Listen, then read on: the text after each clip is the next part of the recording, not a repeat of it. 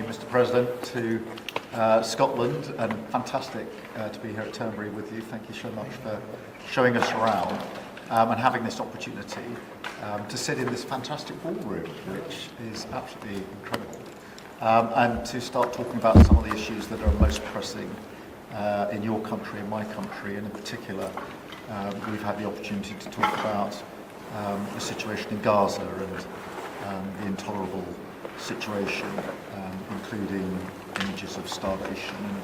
And I think both of us know that we have to get to that ceasefire, and we have to increase humanitarian aid in. And thank you for what you've already been doing, are doing, and committed to, because without you, this would not be capable of resolution.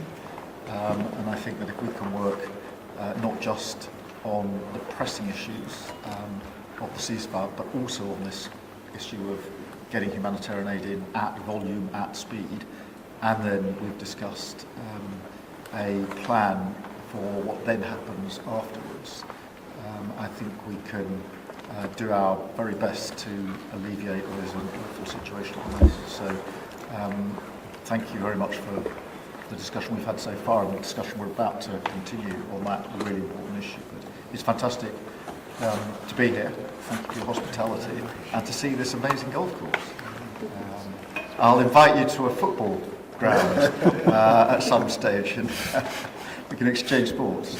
It's been great being with you, and thank you very much, Mr. Prime Minister. And you've done a fantastic job with regard to the trade deal. You know, they wanted a trade deal here for years, many years, through many different terms with different people, and you got it done. So I want to congratulate you on that, and it's a great deal for both. It brings unity. We didn't need unity, but it brings us even closer together. I think it's good for both parties. We also discussed, obviously, Gaza, and I think before we get to phase two, which is, you know, what's going to happen afterwards, we want to get the children fed. We made a contribution a week ago of $60 million, all going into food. We only hope the food goes to the people that need it, because so much, as you know, when you do something there, it gets taken by Hamas or somebody, but it gets taken. But and we're prepared to help. You know, we want to help. It's a terrible situation. The whole thing is terrible. It's been bad for many years, but it's great to hear you feel the same way that I do. We have to help on a humanitarian basis before we do anything. We have to get the kids fed.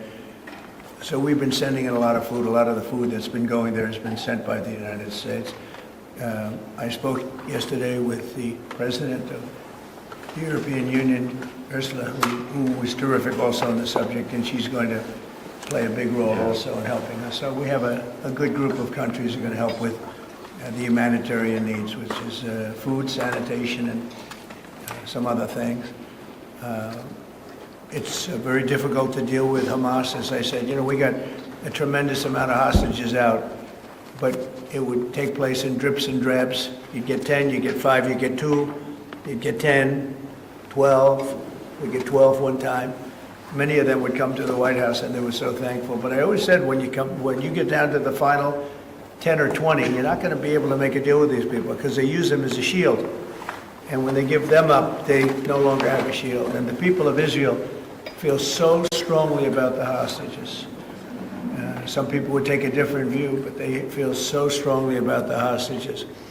So that's an ongoing process. Hamas has become very difficult to deal with in the last couple of days, because they don't want to give up these last 20, because they think as long as we have them, they have protection. But I don't think it can work that way. So I'm speaking to Bibi Netanyahu, and we are coming up with various plans. We're going to say it's a very difficult situation. If they didn't have the hostages, things would go very quickly.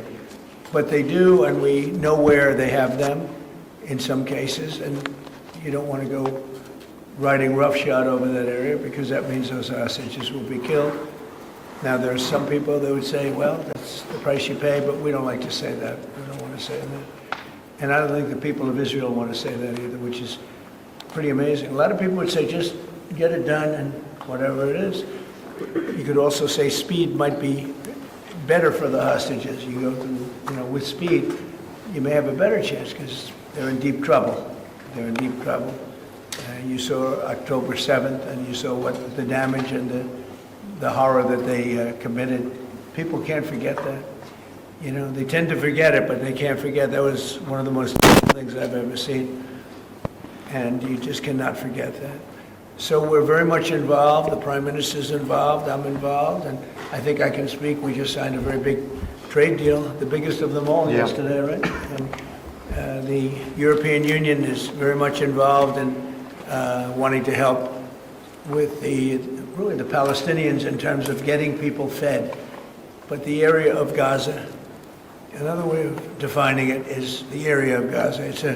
It's a very troubled place, and it has been for many, many years. It has been for many decades.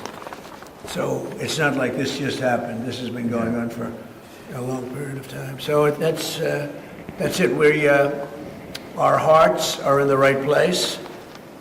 We have some good news because the recent war that you just saw, they just announced, I see, the newest of the 5, now this would be 6 that we've stopped. I've stopped 6 wars in the last, I'm averaging about a war a month, but the last 3 were very close together. India and Pakistan and a lot of them. Congo was just, and Rwanda was just done. But you probably know, I won't go into it very much because I don't know the final numbers yet. I don't know. Numerous people were killed, and I was dealing with 2 countries that we get along with very well, very different countries from certain standpoints. They've been fighting for 500 years, intermittently, and we solved that war. You probably saw it just came out over the wire, so we solved it through trade. I said, I don't want to trade with anybody that's killing each other, so we just got that one solved. And I'm going to call the 2 prime ministers who I got along with very, very well and speak to them right after this meeting and congratulate them. But it was an honor to be involved, and that was going to be a very nasty war. Those wars have been very, very nasty. So we've done a lot of good work. We've had great support from the Prime Minister. Anytime we needed help, anytime we needed any form of support, you've been there. We appreciate it very much. And we're going to continue onward. We do have to take care of the humanitarian needs on what they used to call the Gaza Strip. You don't hear that line too much anymore. You don't hear the Gaza Strip. But it is the Gaza Strip. And it's amazing that it's not being handled a little bit differently.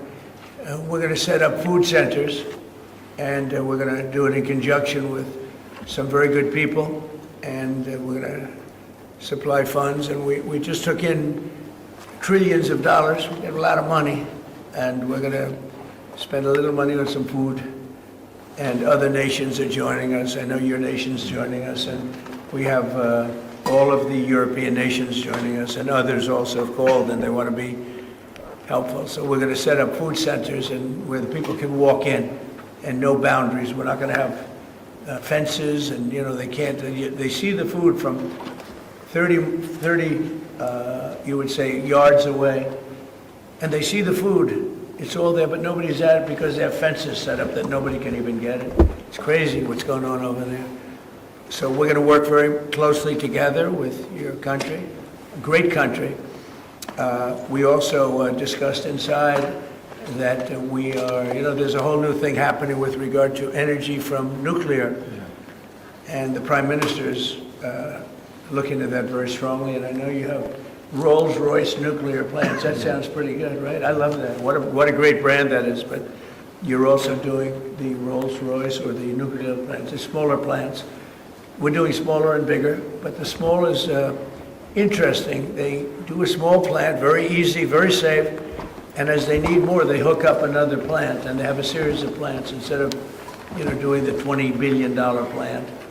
That gets tough for a lot of people to do. So we're just studying that, and it sounds like you're very far progressed, but that's a great thing you're doing on nuclear. We opened up nuclear about 2 months ago, and it's now safe and very inexpensive. No, we see civil nuclear as a big part of the future as we go to sustainable, independent energy, and I think that between the 2 of us, we can work very much more closely on this, and we've agreed that that's our ambition, our aspiration, and this is going to be a big part of the future when it comes to energy. And you can see in the last few years, energy has been weaponised, prices have dictated both families and businesses across the United Kingdom, and therefore taking control of energy is a huge prize. So the more we can work together on this, the better, and small modular reactors are a very big part of the future here, and we've got great companies like Rolls-Royce involved in that. So I'm very much looking forward to working together with you, Mr. President. We'll do that. We'll do that. We're going up to your oil capital in a little while. We're going up to Aberdeen. That's called the oil capital of Europe, and that's a great asset that you have up there someday. If they ever change their thinking on that, you have a great and valuable asset. There's a lot of valuable resources underground there, but that's a decision for you to make. But it's a very amazing place, and it is considered the oil capital of Europe. So it's another option that you have. So we are doing really well as a country, and I think that the Prime Minister he's been so supportive of us, and so strong and so respected, and I respect him much more today than I did before, because I just met his wife and family. He's got a perfect wife and family, and that's never easy to achieve, right? But I take no credit for that. He's become a friend, and together we got a deal done that has not been able to be done. It was a deal that's very good for both parties. A really good deal for both of our countries, and very, very well received here in the United Kingdom. So thank you very much for having us. Thank you. Appreciate it. Mr. President, on Gaza. On Russia, earlier you said that you were going to change the deadline from 50 days. So what is your new deadline? What I'm can we going to expect? make a new deadline of about 10 or 12 days from today. There's no reason in waiting. There's no reason in waiting. It's 50 days. I want to be generous, but we just don't see any progress being made. Mr. President, on Gaza, you just talked about setting up food centres in conjunction with other organisations. Right. Are you talking about the Gaza Humanitarian Foundation or recognised aid agencies? How will this work? Well, it's going to be working with the United States. We'll be helping with the food. You know, we have a lot of access to food. We got a lot of food ourselves, and we're going to bring it up to make sure that they don't have barriers stopping people. You know, you've seen the areas where they actually have food, and the people are screaming for the food, and they're 35, 40 yards away, and they won't let them because they have lines that are set up. And whether they're set up by Hamas or whoever, but they're very strict lines, so we have to get rid of those lines. But we're going to be getting some good, strong food. We can save a lot of people. I mean, some of those kids that's real starvation stuff. I see it. And you can't fake that. So we're going to be even more involved. We did some airlifts before, some airdrops, and the people are running for it. And the Prime Minister is going to help us. They're very effective with that. You've done that before, and for many, they've done that for 100 years very well. So it's not very hard to do, actually. Mr. President, you say you love Scotland. You're the most Scottish president ever in the White House. Is there a better deal to be done for Scotland, for Scottish industry, in the deal that you've done with the Prime Minister? Whisky, for example. Well, I have great love for Scotland. You know, my mother loved Scotland, and she loved the Queen. I don't know, I might hurt myself by saying that the monarchists are going to like it, some other people, but she loved the Queen. Whenever the Queen was on television, she wanted to watch. And she would come back religiously. She'd come back to Scotland once a year with my sister Marianne, primarily, and sometimes my sister Elizabeth also. But they love this part of the world. And, you know, we're talking about the Isle of Lewis. We're talking about serious Scotland. That's serious Scotland. There was no doubt about it. So, yeah, it gives me a feeling, you know, it's different. You go to another country, you have no relationship to it. You got to like maybe the head of the country or something. But it's different when your mother was born here, Stornoway, right in Stornoway, a beautiful little place. So is there a better deal to be done? Is there a better deal to be done for Scotland, for whisky, for example? Because of your love of Scotland, is there a better trade deal to be done for Scottish businesses like whisky? Well, I assume when we do our trade deal overall, a lot of it comes to Scotland, I hope. Maybe all of it should go to It's a Scotland. very good deal for the whole United Kingdom, and we've already achieved great things under the deal, and we'll achieve even more as we work together. A lot of it is going to Scotland. I mean, I do know that, but I mean, we're dealing with the UK, but a lot of it comes to Scotland. And you know, I was very particular. This is a part of the world I want to see thrive. It's going to thrive. Mr. President, back to Gaza. You talk about Hamas stealing food and stealing aid. What responsibility does Israel have for limiting aid to the region? And if I could ask a follow-up to the Prime Minister, what pressure can be put on Israel, and is that something that you and the United States could work on together? Israel has a lot of responsibility. They're hampered by the fact that you still have 20 hostages or so. And the people of Israel are very concerned about the 20 hostages. It's very interesting. You could say they could be more concerned about retribution than the 20 hostages, but they really want the 20 hostages to survive and live to make it. You know, many of the hostages came to my office in the Oval Office, and I was amazed by, I would ask them the question, was there any sign of love? Was there any sign of, when you were a hostage and you have all of these people from Hamas around you, sometimes 100, sometimes 10, sometimes 2, but you're a hostage and you're being stored in a pipe. It's not even really, a cave, or it's a pipe, a little pipe. And some said they didn't think they were going to make it because they were losing air, there wasn't enough air, and they'd open up the pipe just in time, but they didn't do it on purpose. They just happened to open it, they got lucky. But I said, did they ever wink at you and say, like, don't worry, you're going to be okay? Did they ever give you some extra food, even if it was a piece of bread? Did they ever give you anything during that time? And some were there for 400 or 500 days now, right? It's a long time, a year and a half, more than that. And not one person said there was any love from anybody. You know, in other words, you have hundreds of people, and you see it in the movies where somebody's a prisoner and somebody's helping. You even see it with Germany, where people would be let into a house and live in an attic in secret. You know, you see signs of stuff. I said, did you see anything like, did they wink at you? Did they say, don't worry, you're going to be okay? I ask that question all the time. I've never received one answer that said, yeah, they really wanted to help. No, the hatred is just incredible. But sir, on the access to food issue, what more can Israel do? And again, to the Prime Minister as well. Well, I think Israel can do a lot. I will say that Iran, I think, interjected themselves in this last negotiation. Can you imagine the beating they took? We wiped out their nuclear possibilities. They can start again. If they do, we'll wipe it out faster than you can wave your finger at it. We'll have to do that. We will do that gladly, openly and gladly. They've been saying, Iran's been sending out bad signals, I'll tell you. For a country that just got wiped out, they've been sending out faster than you can wave your finger at it. We'll have to do that. We will do that gladly, openly and gladly. They've been saying, Iran's been sending out bad signals, I'll tell you. For a country that just got wiped out, they've been sending very bad signals, very nasty signals.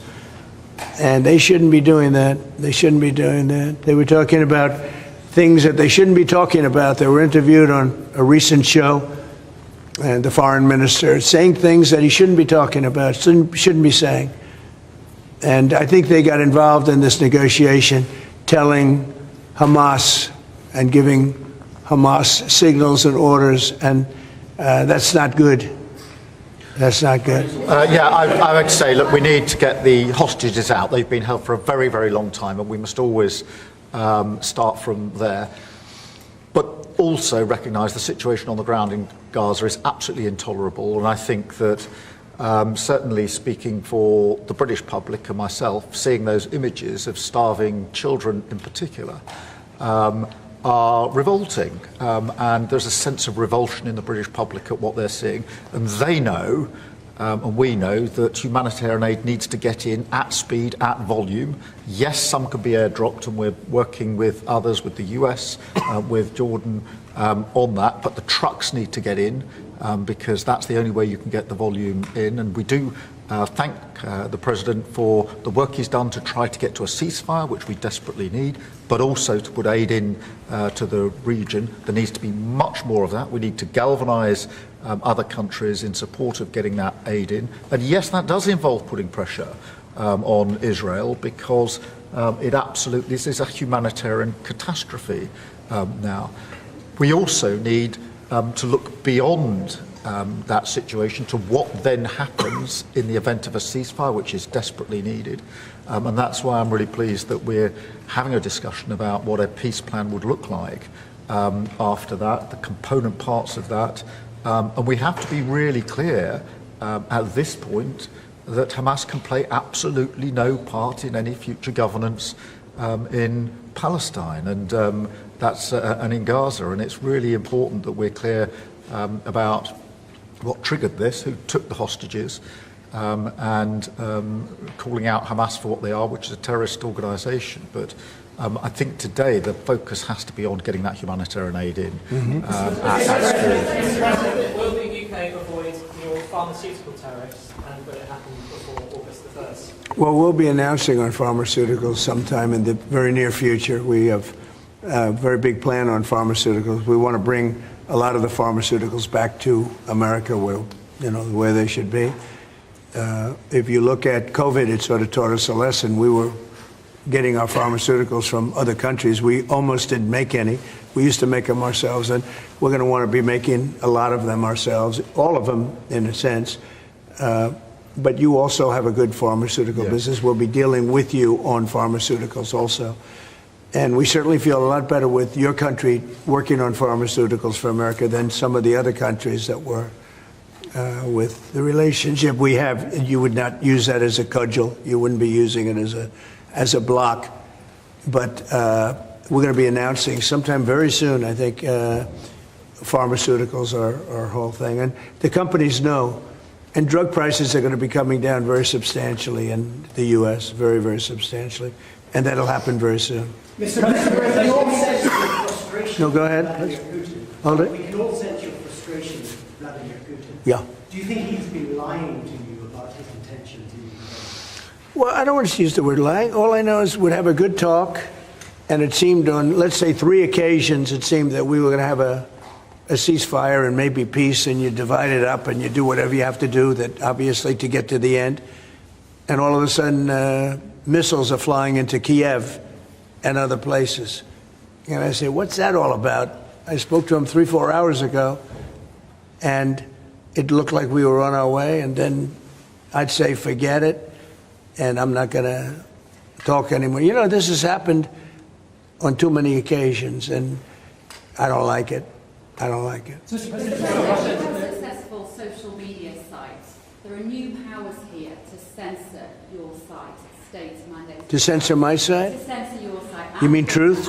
Truth Social? I mean Truth. Is that okay? Well, I don't think he's going to censor my site because I say only good things. Will you please uncensor my site? Yeah, we're not censoring anyone.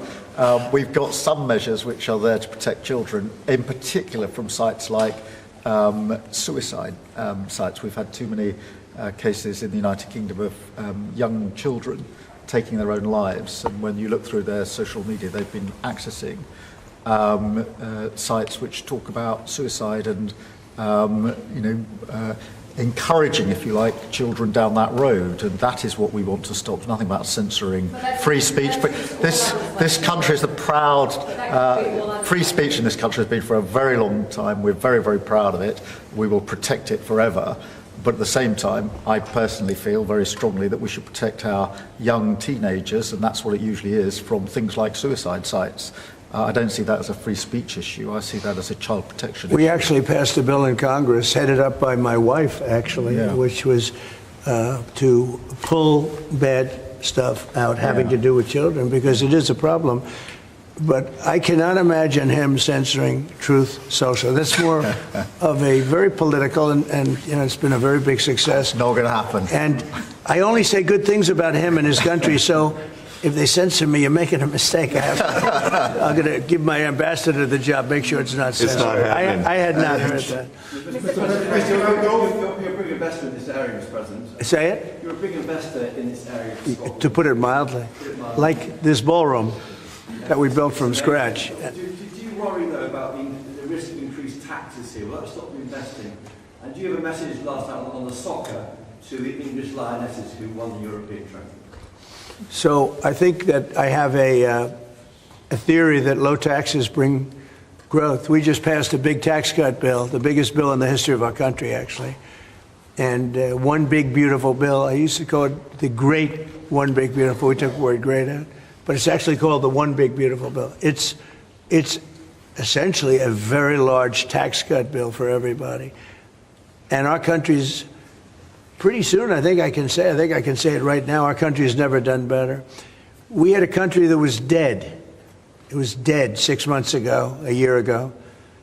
Leaders from NATO, we had a very successful meeting at NATO. Your prime minister was there. It was an unbelievable love fest with all of those countries. And they agreed to go 5% and all the things. Very smart to do. But many of the leaders said, essentially, they said, your country was dead 1 year ago. 1 year ago, we had a dead, and we did, we had a dead, and they had high taxes. They wanted more tax, total censorship, transgender for everybody, men playing in women's sports, everything bad they wanted, and they still do. That's what they still do. That's why they're down at 15% or something, I saw it today, the lowest that the other part of the Democrats have ever been. But no, I find that when you lower taxes, you get growth. I will say this area, the Prime Minister hasn't been here very long, in all fairness. I think he'll be a tax cutter. But I find that as we cut taxes, we did more business. Yeah. In my first tax bill, we cut taxes from 39% down to 22%. And we ended up at the end of the first year, when it was still a little raw, we ended up taking in much more revenue than we did at 39%. It was pretty amazing. And we're taking in a lot of revenue right now, and this was an additional tax cut. So I find, for whatever it's worth, tax cuts are very good. Mr. President, you moved up the deadline, it's now 10 or 12 days. Is the sanction the same, that you're going to slap a 100% tariff on anybody who does business with Russia? So what I'm doing is we're going to do secondary sanctions, unless we make a deal. And we might make a deal. I don't know. You don't know. It's... We've done so many peace deals. This is the one I started out with, and I know President Putin called me. He wanted to know if I could help him with Iran. I said, no, I don't need your help with Iran. I need your help with Russia. And so that's the one deal that continues to linger. And we're losing 5,000. They're losing. I'm not losing. You're not losing. But 5,000 Russian and Ukrainian kids a week are dying. And that's not mentioning the people that are dying also in towns where, he's lobbing missiles into certain towns like Kiev. And he's got to make a deal. It's too many people are dying. It's a really bloody war. And the 5 in now, they're really telling me that number is obsolete. It's like 7. That's terrible. So you have 7,000 Russian and Ukrainian soldiers dying every single week for no reason whatsoever. So you would think, based on common sense, you would think he'd want to make a deal. We'll find out. No communications publicly? Have you had any other through any channels conversations with the Russians reiterating this? In what? Reiterating this new pressure and deadline. And we're going to have you're the press. I'm reiterating it to you. I'd say 10 to 12 days. I'll announce it probably tonight or tomorrow. But there's no reason to wait. If you know what the answer is going to be, why wait? And it would be sanctions and maybe tariffs, secondary tariffs. You know what a secondary tariff is. And look, the Russian economy, I don't want to do that to Russia. I love the Russian people. They're great people. I don't want to do that to Russia. But this thing, they're losing a lot of Russians. They've lost 1 million Russians. And that's the, sons, that's the sons and daughters of Russian families. They leave the house, they go, bye mom, bye dad, and then they get blown away. And Ukrainian too. Look at Ukraine. It's a disaster what's happened there. but it continues to go on. As you know, we made a deal where the European Union is essentially involved, but it's NATO, and we're supplying weapons to NATO. NATO's now paying because the United States, because of Biden's in for $350 billion, the European nations are in for about $100 billion. It should be the opposite way, by the way, because we have a big ocean in between. It should be the opposite way. But I think that eventually something's going to happen. It should happen fast. So many people are dying. You know, when I settled out with Congo and Rwanda, they lost almost 8 million people. And it just made so much sense. And if I didn't get involved, they wouldn't have done it. They weren't even thinking about settling it. It was just going on forever. And nobody could go into those territories because they'd get killed. They'd get killed. And now they have I hear it's a whole different ballgame. We settled it. This is one that should be settled. Russia, Ukraine. This is one that really should be settled. Mr. President, on Scotland, Mr. President, Scotland's First Minister has today set out his plans for a second referendum on Scottish independence. Can I get your reaction to that as someone with deep ties to Scotland? And, sorry, Mr. Prime Minister, can I also get your thoughts on that? If the SNP do win a majority at next year's election, then they have the right to hold a referendum, do they not? Well, I don't want to get involved in your politics. We got enough politics of our own. I will say that I predicted what was going to happen the last time. You remember? I was opening the first course over at Aberdeen, and I was over here, and at the same time, and they asked me that question. I made a prediction. It was the day before the vote, and I made it correct. I like to be correct, but I made a correct prediction. I don't know. I do say that when they made that deal, somebody said that it was, and I remember this very distinctly, I said, could they do this all the time? There was a little bit of a restriction, like 50 or 75 years before you could take another vote. Because, you know, a country can't go through that too much. I don't know the First Minister, but I've heard great things about him. I've spoken to him. I hear very good things about him, and I'm meeting him today. So maybe I'll have a better opinion then. And let me answer that straightforwardly, because I believe in a stronger Scotland, in a better United Kingdom. And I think that at a time like this, when it's quite clear that there's uncertainty and volatility around the world, the strength of the United Kingdom together is very important for all four nations, very important for Scotland. And that should be our priority, that should be our focus, not on the politics, which feels like the politics of yesteryear now, at a time like this. And I think that the First Minister should probably focus more on his delivery in Scotland than on his constitutional issues, and we might have a better health service in Scotland. But at a time like this, I think the United Kingdom is always stronger as four nations. I think that's better for all four nations. I think that's how Scotland is stronger. Look at the deal that we've been able to do with the United States, a really important deal that we made just months ago.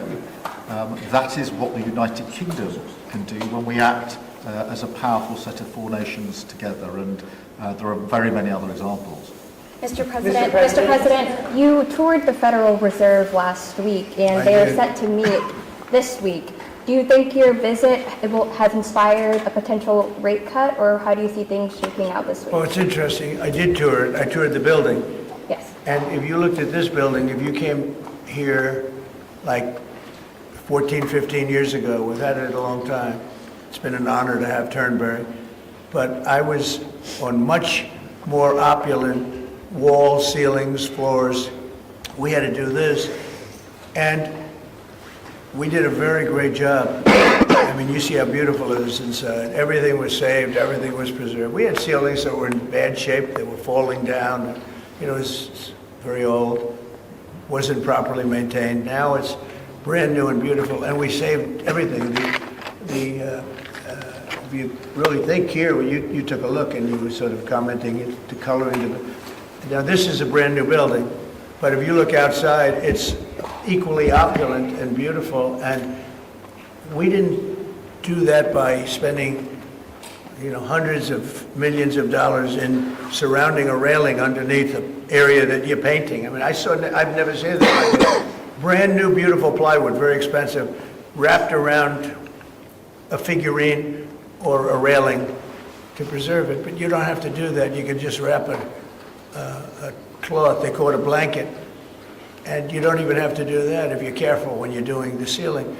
But I don't know what they did. They'd take down a ceiling and put up a new ceiling, and the new ceiling had no opulence to it. Or they'd fix the ceiling. But I would say that all I need is a good plaster and a can of paint. And, they spent $3.9 billion. And I spent a lot of money too, but it's I'd say 3.8 billion less, meaning I spent probably $100 million making this place incredible. And you were saying a lot of that was local trades. I used local trades. Looking at the windows, I think, in the next room. I had local trades do a lot of this. We have the most opulent windows next door, and I had a choice. Do I take them out? And, they've suffered through 125 years of storms. You have very big storms in this area. When you have a storm, you have a storm. And they made it, barely, but they were in bad shape. So I had some local people come up and we looked at them. You have some great craftsmen here, I think is what you're getting at. And they said, sir, honestly, they've had it. We can copy it and do it much better. And they did. If you take a look at the windows in the various dining rooms, they're magnificent. And they're new, and they're much better looking than what was there. Same exact look, other than a much higher quality. But do you foresee a rate cut? And they're local people. I use a lot of your local people. You have really great local tradesmen here, yes? But do you foresee a rate cut this week? Do you expect the Fed? A rate cut? Yeah, do you expect meaning a tax cut? No. Do you expect the Fed to cut rates this week? I think he has to. You had 11 cuts, In Europe, they had 11 cuts. In other places, they had 10 or 11 cuts. And we had none, but I'm not going to say anything bad. We're doing so well, even without the rate cut. With the rate cut, it would be better. It affects our housing a little bit. Look, we should be 3 points lower. Each point is $360 billion. Can you imagine that? That's big numbers. Each point, 1 point of cut, is the equivalent of $360 billion in savings. That's big stuff, Those are big numbers in the U.S. Everything's big. He should cut. A smart person would cut. He leaves very soon, so it's like one of those things, but I'll miss him greatly. Who will you appoint? On Turnberry, if I may, have you or will you enlist the Prime Minister in your effort to bring the Open back to Turnberry? And Prime Minister, you described this beautiful course. Do you agree with the President that it's time to bring the Open back to Turnberry? Well, as you know, that's not a matter directly for me. That's for the sporting authorities. But look, it is the first time I've been here. It's absolutely magnificent, both inside and out, and looking at the courses itself and the building. It's incredible. But the decision on the Open is not a decision for me, as you'll understand. I should just pick up on the earlier question, because I for one will say congratulations to the Lionesses. Last night our women's football team won the Euros, defended the Euros, I should say, which was a really big success, and the mental and physical resilience that they showed was quite incredible. So there's a lot of bunting out today and tomorrow to celebrate them bringing that cup home.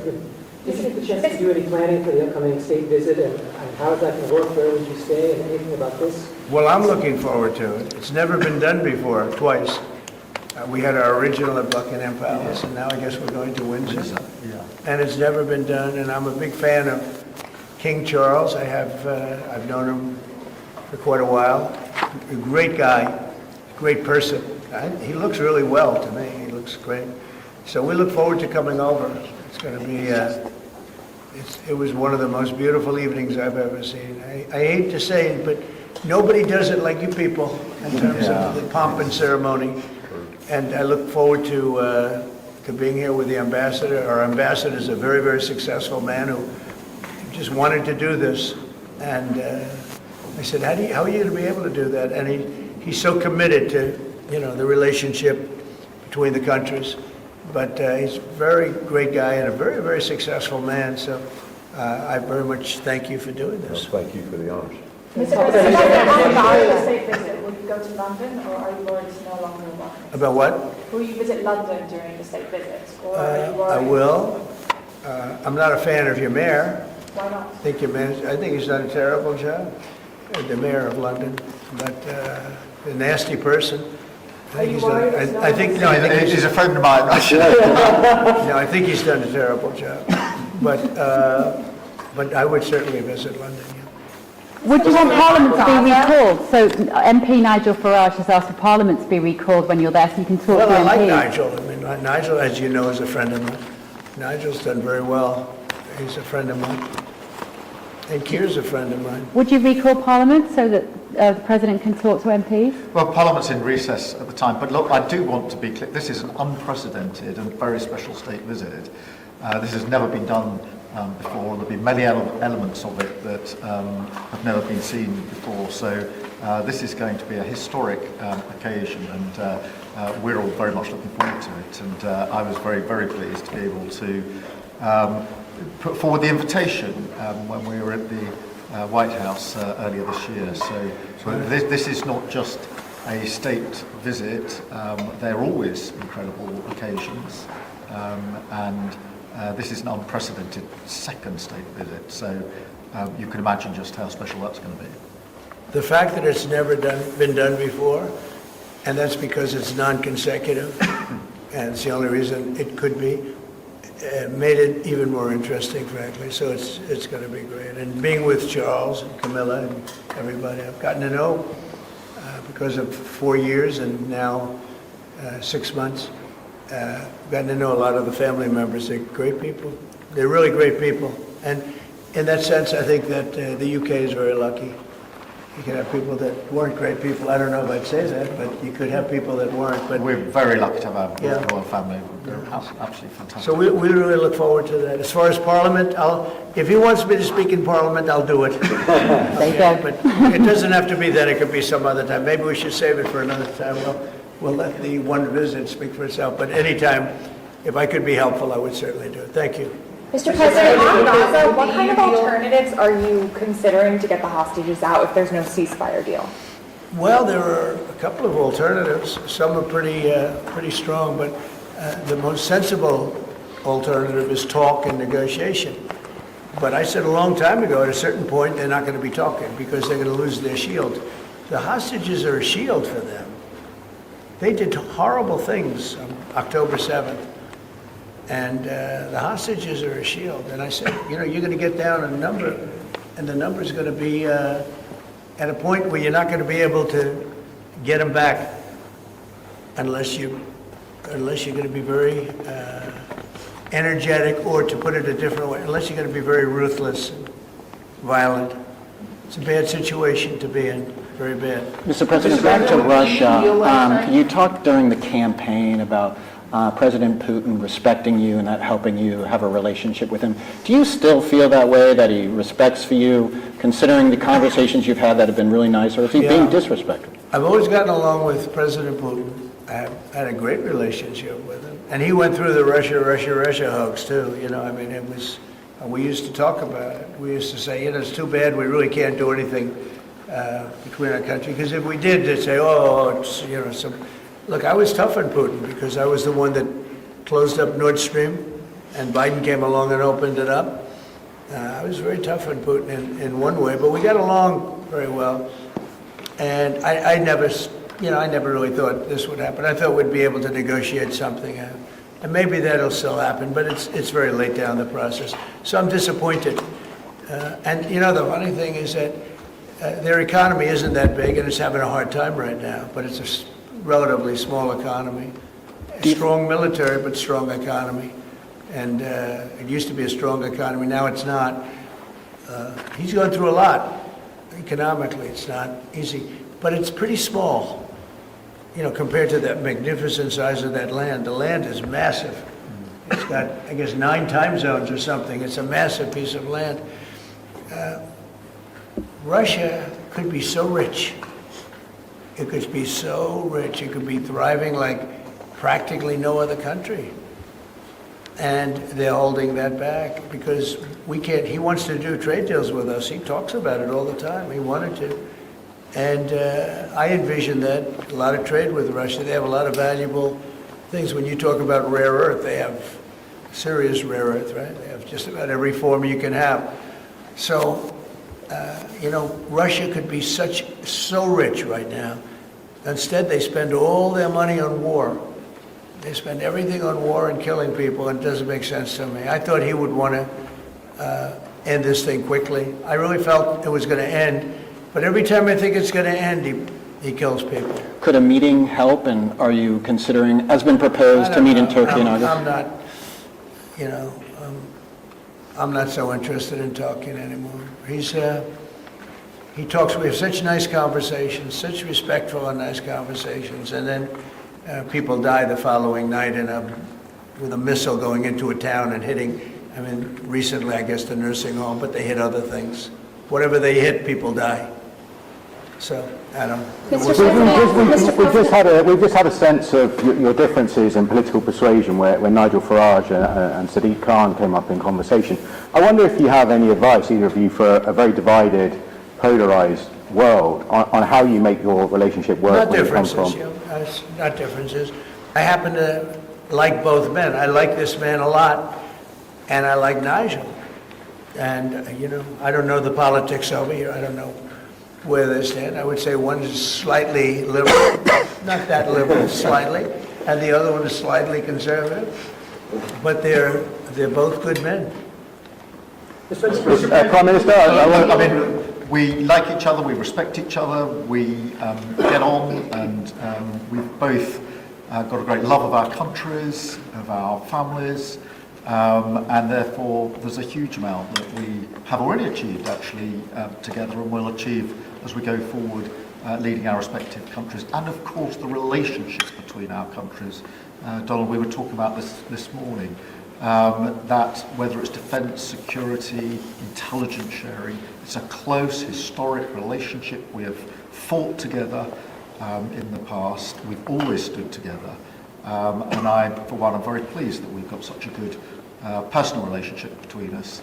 And I think it just shows that even if you come from different political perspectives, different backgrounds, actually there's a huge amount of common ground when it comes to what is in the best interests of our two great countries, and they are two great countries. And I think that because we focus on what's best for our countries, we get along very well, and I'm very pleased that that's the case.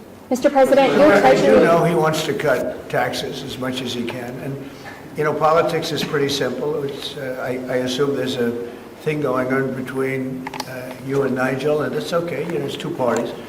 But generally speaking, the one who cuts taxes the most, the one who gives you the lowest energy prices and the best kind of energy, the one that keeps you out of wars, he's kept you out of wars, but the one that keeps you out of wars, you know, you have a few basics, and you can go back 1,000 years, 1,000,000 years, whoever does these things, but low taxes, keep us safe, keep us out of wars, no crime, stop the crime, and in your case, a big immigration component, you know, because I know that your attitude has become strong on immigration, strong on the toughness of immigration. But I think whoever's going to be, I think I won because we had a lousy president, to be honest with you. We had an incompetent president. But I won because I was very strong on immigration. Now, we had inflation. We had sort of a bad economy with this guy. We had a lot of problems, but I focused on immigration more than I did anything else. And I think I won because of immigration. I think I won because of the border. I had a bad border where millions of people were coming in to our country illegally. And as you know, in last month, 0 people came into our country illegally, 0. So we went from a bad, incompetently run border to the most competently run border that anybody's ever seen. Prime Minister, the President makes it look easy dealing with illegal migration. You must be envious of his record in such a short period of time. Well, I think we've been discussing illegal migration is a huge issue in both of our countries. In the United Kingdom, it is a real cause for concern, and that's why we must bear down on it. in all its aspects, upstream, across Europe, where a lot of ours comes into through northern France, across the Channel, working with our allies, with our colleagues to break the gangs that are actually running this trade, but equally being very strong that when people have arrived in this country who've got no right to be here, then we should be removing them to their own country, and that's the Channel, working with our allies, with our colleagues to break the gangs that are actually running this trade, but equally being very strong that when people have arrived in this country who've got no right to be here, then we should be removing them to their own country. And that's why I'm really pleased that we've been able to focus on this very intensely and get 35,000 people out of the United Kingdom who had no right to be here, because the message has to be you can't make your way to the United Kingdom. We won't tolerate our rules being broken, and if you get here you will be returned to where you came from, and it's really important that we bear down on that. We're such an attractive place for people to come if they want a better life, because we are. People coming via the rules are always welcome. Of course, we've welcomed talent and people into this country for centuries, literally. But what the British people will not tolerate is those that break the rules, those that come through irregular routes, and that's the really important distinction here.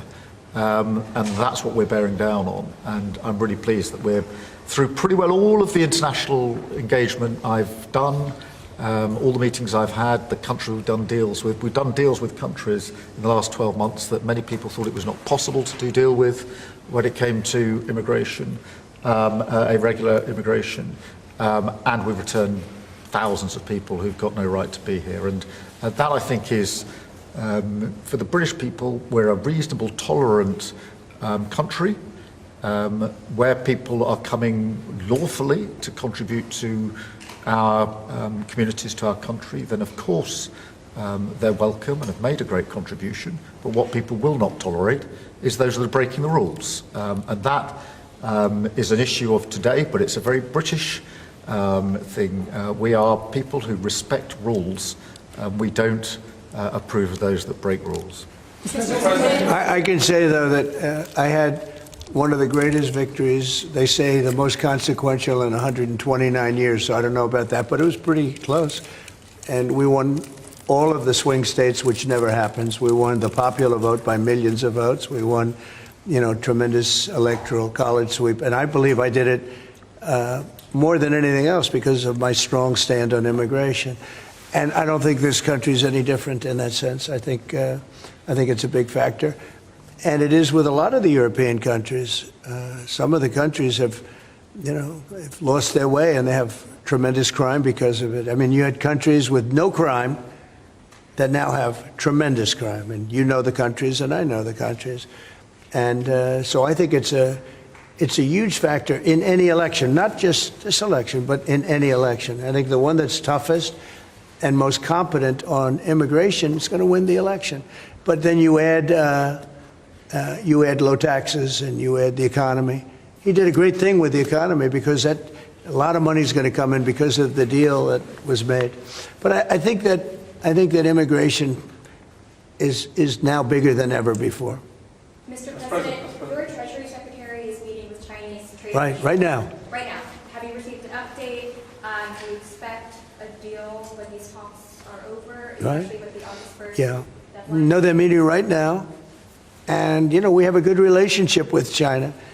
But China's tough. And like you're tough, we're all tough, yes. But we're going to see what happens. We just concluded our deal with Japan. It was very good for everybody. We're making, great deals. We're making deals that are good for us, but we want them to be good for everybody. It's important. It's sometimes I'll do something that I shouldn't do because it's not very important for our country, but it's very meaningful for the country on the other side. And I'll let them have that point because it's very important for them. So I don't know, but we've made a lot of deals in the last couple of months. And then ultimately, as you might as well know, we're going to just, because we have, you have 200 countries, more, but people don't know that. You got a lot of countries. And I wouldn't want to sit down with 200 people and have to deal the way he was calling me all the time. We want this, we got to have that, these are tough negotiators. These are, look, they're smart people, they're tough negotiators. They know what they want. And, but we're going to be setting a tariff for essentially the rest of the world. And that's what they're going to pay if they want to do business in the United States. Because you can't sit down and make 200 deals. But we've made the big ones. We just finished Indonesia. They opened up their country. We just finished Japan. They opened up their country. Japan opened up the country. They were totally closed. They opened up to our cars, even to rice. Rice was a big deal. They would never take anybody else's rice. They'd take in rice. But they opened up their country. Philippines, we just finished. They opened up their country. They were very closed. I'd love to see China open up their country. So we're dealing with China right now, as we speak.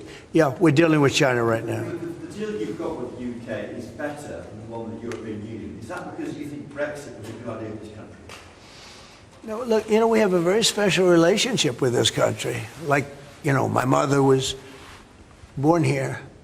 And not only born here, loved it. She'd come back, I told you, religiously every year. And she'd go up to Stornoway and see her relatives. But she loved the country. Yeah, that probably it always has an impact. Always has an impact. But, Germany has a new leader, and I think he's terrific. I think you like him too. Yeah, I think he's terrific. My father was born in Germany. Or his parents said, we're just out.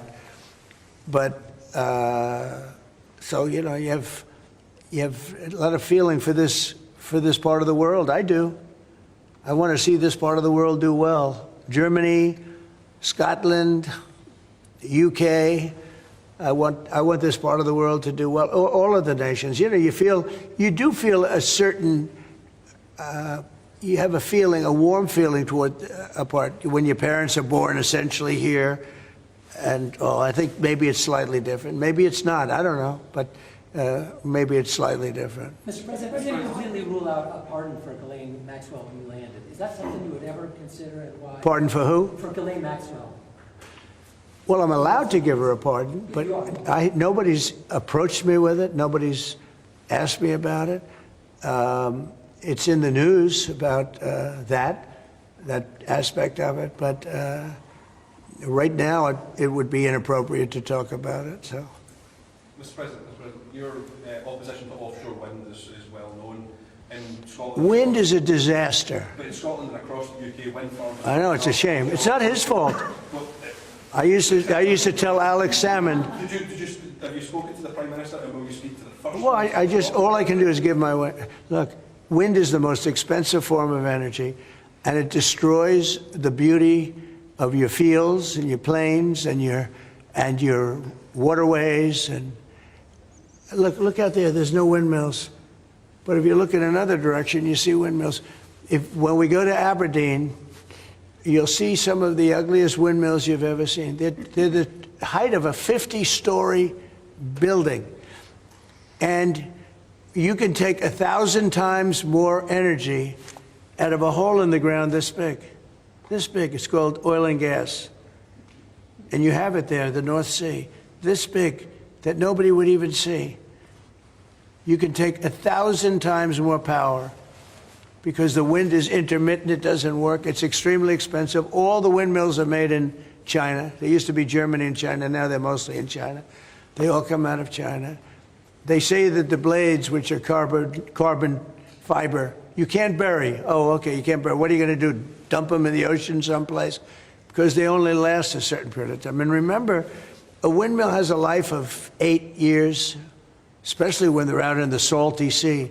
And they start to rot and to rust. You're going to have to replace them. It's very hard to replace them. Wind needs massive subsidy. And you are paying in Scotland and in UK and all over the place where they have massive subsidies to have these ugly monsters all over the place. So I've restricted windmills in the United States. Now, a couple. We have, the poor, stupid people at the beginning, they approve them, so they have their full approvals. But I've restricted windmills in the United States because they also kill all your birds. They wipe out. It's interesting. If you shoot a bald eagle in the United States, they put you in jail for 5 years. And yet windmills knock out hundreds of them. They don't do anything. You explained that. So it's a very expensive energy. It's a very ugly energy, and we won't allow it in the United States. So we believe in a mix, and obviously oil and gas is going to be with us for a very long time, and that'll be part of the mix. But also wind, solar, increasingly nuclear, which is what we've been discussing this morning, civil nuclear as we go forward. The most important thing for the United Kingdom is that we have control of our energy, and we have energy independence and security, because at the moment, whatever the attributes and facilities in the North Sea, that is sold onto the international market, and we buy it back to the international market. That was a historic mistake in my view. But what we need is a mix so that we get the energy security that we need for the future, and that's the focus of everything that we're doing. But what we have discussed today is that the energy prices are too high, which is why we recently took measures to reduce the energy prices, particularly for energy-intensive businesses. But in the long run, the only way to reduce your energy prices is to take control of your energy, and that's what we're doing, taking control of our energy. Mr. President, our King Charles, who you are a great friend of, is a big fan of eco-projects, windmills, as you call them. Is he wrong? So King Charles is an environmentalist, I will tell you. And I say that in a positive way, not a negative way. And every time I've met with him, he talked about the environment, how important it is. And I'm all for it. I think that's great. King Charles, more than anything else, loves the country. But I got to know him very well. He truly is an environmentalist. He wants clean air, clean water, all of the things that we all want. Mr. President, you have said that you have not been briefed on the Epstein files, or your name has not appeared in the Epstein files. But doesn't the AG have to tell you if your name is... Well, I haven't been overly interested in it. It's a hoax that's been built up way beyond proportion. I can say this, those files were run by the worst scum on earth. They were run by Comey, they were run by Garland, they were run by Biden and all of the people that actually ran the government, including the Autopen. Those files were run for 4 years by those people. If they had anything, I assume they would have released it. The whole thing is a hoax. They ran the files. I was running against somebody that ran the files. If they had something, they would have released. Now, they can easily put something in the files that's a phony. Like, as an example, Christopher Steele, a person you know well, happens to be from your country. But Christopher Steele, as an example, wrote a book, a dossier. We call it the fake news dossier. And the whole thing was a fake. The whole thing was a fake. They can put things in the file that are fake. But those files were run by bad, sick people. If they had anything, why didn't they use it when I was killing Joe and then he gave out because he was 25 points down? And then I got somebody new. Nobody even knew anything about it. She was a horrible vice president. She was a border czar, but she never went to the border. She never once called a border patrol agent to find out how we're doing, but she was the border czar. Her name was Kamala. Nobody knows her last name. It was Harris, but nobody knew her last name. So I ended up, how would you like to end up in a race where you're killing somebody, you're beating him, and then they say, all right, we'll take him out. He's not working. Let's put somebody else. And then she had a 6-week honeymoon. It was amazing. They predicted she would have a 6-week honeymoon, and she did. And then she got slaughtered. But think of it. Those files were run by these people. They were run by my enemy. If there was anything in there, they would have used them for the election. Yeah. Do you think that drawing, I think I heard you say something the other day, that the drawing that was the subject of the Wall Street Journal report. I don't do drawings. I'm not a drawing person. Do you think it was fraudulent? I don't do drawings. Sometimes people say, would you draw a building? And I'll draw 4 lines and a little roof, for a charity stuff. But I'm not a drawing person. I don't do drawings of women, that I can tell you. They say there's a drawing of a woman, And I don't do drawings of women. And also, you know, Epstein was always a very controversial guy. I was at a very high position, you know, pretty much all my life. In all fairness, I've been doing this for a long time. I had the top show on television. I had the #1 bestsellers. I had everything, right? And I was a very successful business guy. He was a very controversial. Who would do a controversial drawing? Now, with that being said, they say there were many letters done by many people, and in many big people, you know, big successful people. But I just don't. When you talk about files, I just keep going back, and other people too. Even the enemy says this thing is not correct, because if we had it, we would have used it on the guy. It's a bad issue. They say it's a good issue for Trump. Do you know that my poll numbers are up 4.5 points since this ridiculous Epstein stuff?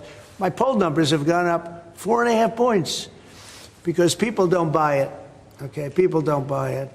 And he's gone, and we want to focus on trade deals. I want to focus on the deal we just made with the European Union, which is the biggest trade deal in history.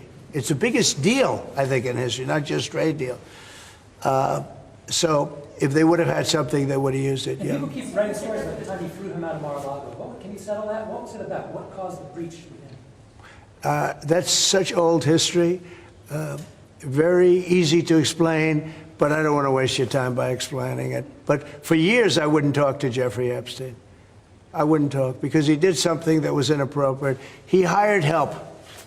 And I said, don't ever do that again. He stole people that worked for me.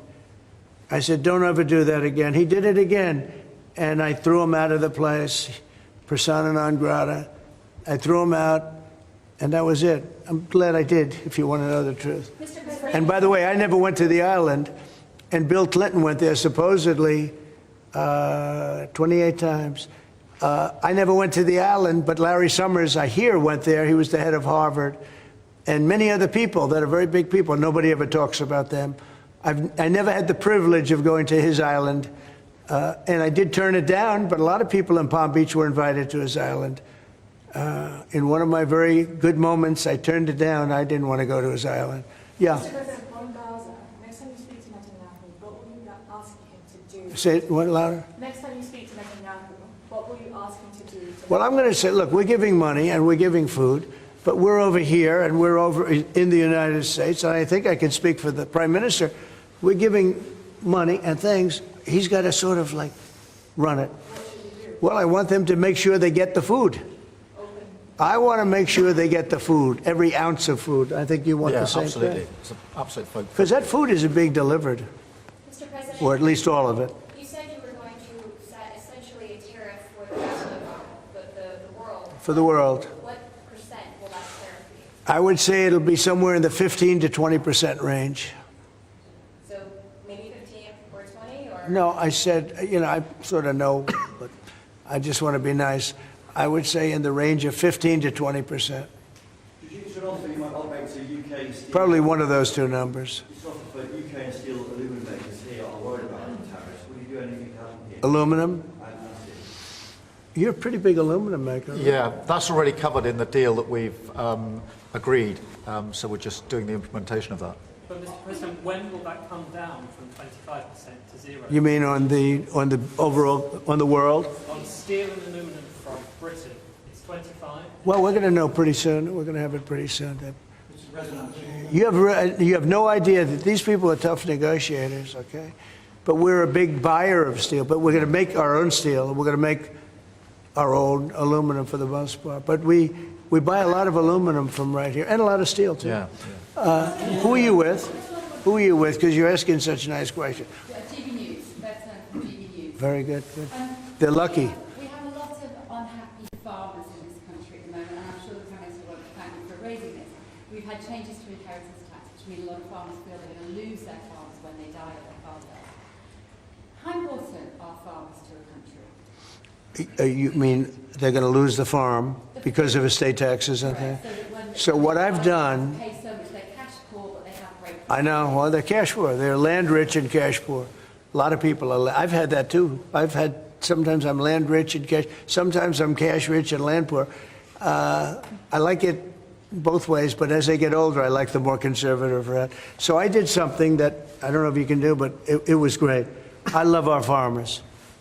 As you know, in our tax bill, we have a clause that's very important. We were losing a lot of farms to the banks because a loving mother and father would die and left their farm to their children or their child, but their children, their family. And they loved their family, and they thought they were doing them a favor, but they had a 50% tax to pay. So the land would get valued, and at a high number, because some of the farms were valuable, but they didn't, you know, they couldn't quantify it. And they'd go out and borrow money to pay the estate tax, or the death tax, as it's called, and they'd overextend, and they'd lose the farm. And they'd commit suicide in many cases. No. Our levels are nowhere near 50%. They're not. We've just introduced where it's paid over many years. Works out. Well, that's good. An extra 2% a year over 10 years. So it's not at those levels by any stretch of the imagination. But the other thing that we've done, as you know, is make sure that we've got a pathway for farmers that actually increases their year-on-year income, which is the most important thing. And in all of the deals that we do, we ensure that our farmers are the central focus for much of it, particularly on the agriculture, including in the US deal, because I don't think we can go on for years saying that it's acceptable for farmers to have a year-on-year income which isn't sufficient. We've got to fix that problem. We can't simply live with that problem, so it's a very different situation. Well, we ended the estate tax. There is no estate tax on farmers. So when a parent leaves their farm, because again, a lot of these farms, they don't make a lot of money, but it's a way of life, and they love their way of life, and they love that dirt. That dirt is the most beautiful thing they've ever seen. They love it. I mean, they're farmers. They love doing it. They don't know how to do anything else, but they don't want to do anything else. I speak to farmers. I say, would you like to live in my penthouse in Manhattan? It's the most beautiful. No, sir, I want this farm. And what happens is, I mean, we were losing a lot of people to suicide. They'd borrow money to pay the estate tax, and they were not able to pay it. And some banks are ruthless; they wouldn't do anything, and they would end up committing suicide. We have totally ended the estate tax in those situations, so there's no estate tax.